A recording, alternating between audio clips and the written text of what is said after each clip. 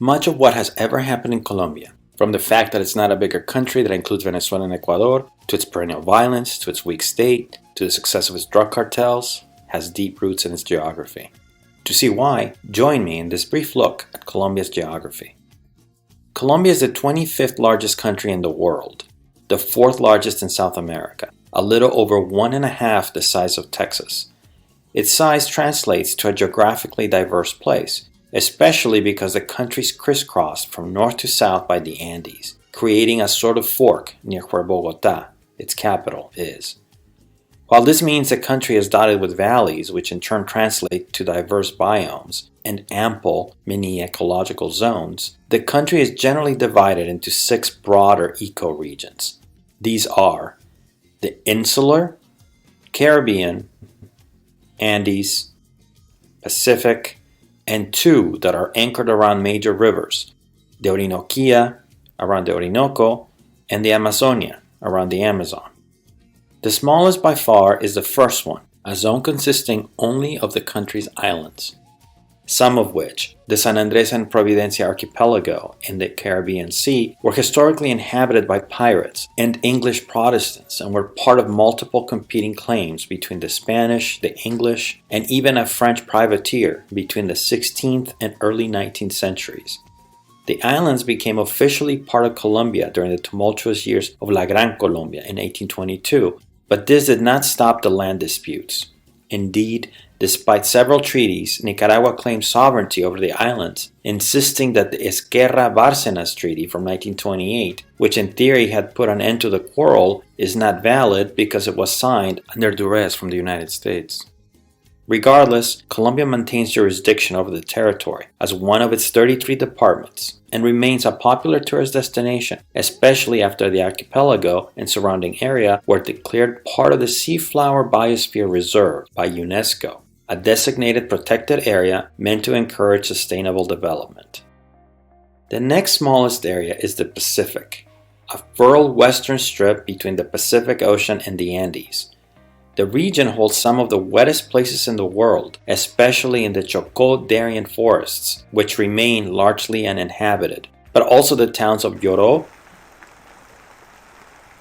and López de Micay, with an annual average rainfall of 501 and 507 inches a year, respectively.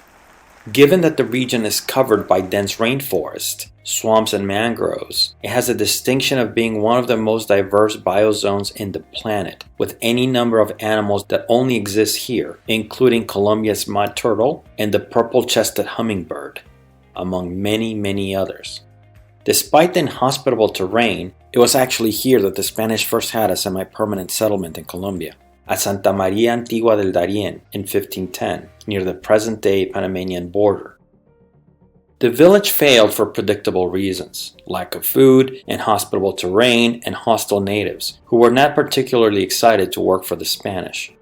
Thus, the region would have to wait longer for permanent settlements. The most important of these in colonial times, and all the way to the present, is Buenaventura, the main Colombian port in the Pacific coast. Founded in 1540, ocean currents prevented it from competing with other major ports like Panama or Lima, but it did provide an outlet to the sea for Cali and Popayan, which vastly increased trade, especially after there were important gold discoveries nearby. This in turn expanded the demand for enslaved Africans, which is how the Pacific coast of Colombia ended up being the region with the most Afro-descendants in the country. According to the latest census, for instance, just below 89% of the population of Buenaventura are black. Not coincidentally, the Afro-descendants in this region are not just poorer than the rest of the population, but also have less formal education and are disproportionately illiterate. The next region is the Caribbean, an ecologically rich area that stretches from the edge of the Andes to the Caribbean Sea. It includes the largest marsh in Colombia, the Gran Ciénega de Santa Marta, the largest desert, the one in La Guajira, the highest point in Colombia at the Sierra Nevada de Santa Marta, and one of the most visited natural spots in Colombia, the Cabo de la Vela. Historically speaking, however, the most significant feature is the Magdalena River, which flows from the Andes into the Caribbean Sea on the outskirts of Barranquilla, and was the country's main transportation link well into the 19th century. The river shaped the Spanish pattern of colonization as it permitted the development of both Bogotá, the capital then and now, and Cartagena, the country's main port, and one of the main outlets for silver from the Andes in Potosí. As it happens, it is also from this region that many of the things that are internationally recognizably Colombian come from. The most famous is probably Gabriel García Márquez's magic realism, the literary genre he pioneered in the 1960s, most notably in 100 Years of Solitude, where the Caribbean was not just a backdrop for his stories, but in some ways the story itself. Then there's Vallenato, the traditional music of the region played with caja vallenata, a local drum, guacharaca, another local percussion instrument, and accordions. Born around the late 19th century, it became popular in all of Colombia in the mid-20th century and then internationally in the 1990s, when Carlos Vives, who is also from the region, recorded a number of very successful albums with vallenato standards. Along with the vallenato came the sombrero vuelteado, the traditional hat from the Caribbean, made from a local type of cane and now a symbol of Colombia itself. But for some of you, the most recognizable cultural expert from this region might be either Shakira or Sofia Vergara. Both were born in Barranquilla. The former has actually been performing since her early teens and gained fame in Latin America in the mid-1990s, about 6 years before she decided to sing in English.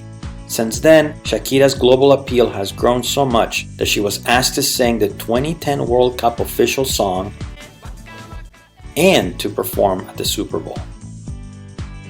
Not many people can say that.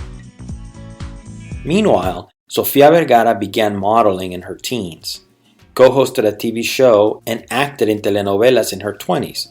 But her fame came after she moved to the United States in 1998, landing her first important acting job in English with Chasing Papi in 2003. Since then, she has held the title of highest paid actress in American television from 2013 to 2020. Impressive. The next largest region is the Orinochia, which consists mostly of the plains surrounding the Orinoco watershed in the eastern part of the country. Commonly referred to as Llanos Orientales, the region is somewhat less diverse than the other natural regions in the Colombian mainland, but it does have one of the most spectacular natural spots in the country, the Caño Cristales River in the Sierra de la Macarena, what the locals know as the River of Five Colors or Liquid Rainbow. And that's because the bottom algae reproduce yellows and reds and purples, making it seem as though someone came and dropped a bunch of paint in it. Historically, the Spanish first encountered this region as they were attempting to find the mythical El Dorado. They didn't find it, of course. Instead, they came in contact with indigenous people like the Uwa. Jesuits followed, and during colonial times, many of the settlements in the region were Catholic missions aimed at Christianizing the natives, including Arauca and encampments in the vicinity of Yopal and Villavicencio. During that time, and well into the 20th century, the economy revolved around ranching and agriculture. In more recent times, oil was found, and it now provides millions in economic activity. All along, however, self-reliance was fostered, which often meant problems for the central government, since the locals refused to go along with the government's plans.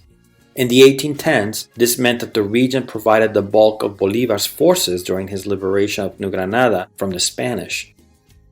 In the 1910s, a brief declaration of independence for the self-declared Arauca Republic, and later, troops for the liberal cause during the partisan violence that wrecked the country in the mid-20th century, under the leadership of people like Guadalupe Salcedo Unda. And fertile terrain for the presence of one of the country's guerrillas in the 20th century, the National Liberation Army, or ELN. The next largest region is the Andes. This area has been the most populated since even prior to the arrival of the Spanish. It was here, for example, that the Muisca, Quimbaya, and people of San Agustin thrived in pre-Columbian times. And it was here that the main cities in the country from colonial times to the present were founded, from Bogotá to Cali and Medellín. It is not difficult to see why, as the Andean valleys provide not just fertile agricultural areas, but more pleasant climate, fewer disease-carrying mosquitoes, and far fewer pirate attacks compared to other regions, something difficult to overlook in the 16th century. The region also ended up providing the most traditional Colombian exports, coffee. Although the very first coffee plant in the country was grown not here, but in the Llanos Orientales around the Meta River. It was the nutrient-rich, wet climate and rich elevation of the Andes, however, that provided the perfect setting for the country's best coffee. Today, Colombia is the fourth largest coffee exporter in the world and has an iconic character to represent its product, Juan Valdez. Of course, the region has also been instrumental in another export not nearly as welcomed by the world, cocaine. Although the coca plant is grown all over the country, historically it has been the Andean region that controlled its transformation into cocaine and its wholesale distribution abroad, most famously with the Cali and Medellin cartels, and later with the Norte del Valle and Los Rastrojo cartels. In that sense, strong demand for the drug has maintained production as high as it ever was, and Colombia remains the #1 producer of cocaine in the planet. The final region, the Amazonia, is both the largest and least populated. Mostly the jungle surrounding the Amazon River and its tributaries, it has the largest tropical rainforest national park in the world, the Chiribiquete, and one of the coolest but least visited natural attractions in the country, the Cerros de Mavecure, 3 huge mounds of gray stone that rise out of the banks of the Inirida River. Considered the house of the gods by multiple indigenous groups in the area, it is easy to see why. Given its distance from the Colombian main cities and how few people have lived here historically, the region has never been central to the main threads in Colombian history. Nonetheless, there have been a few episodes of note. The first was the rubber boom at the turn of the 20th century, which made a few people rich, but also meant death or enslavement and terrible working conditions for many of the local indigenous people. This was most famously captured by the classic Colombian novel, La Vorágine, or Vortex, which documented the many abuses suffered by them.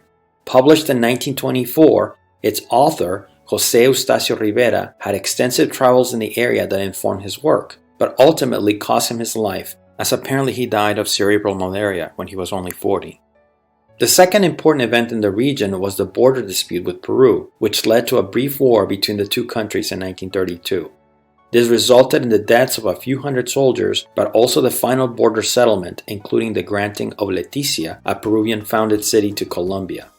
Today, the city is the southernmost Colombian town and one with a huge percentage of migrants from elsewhere in Colombia.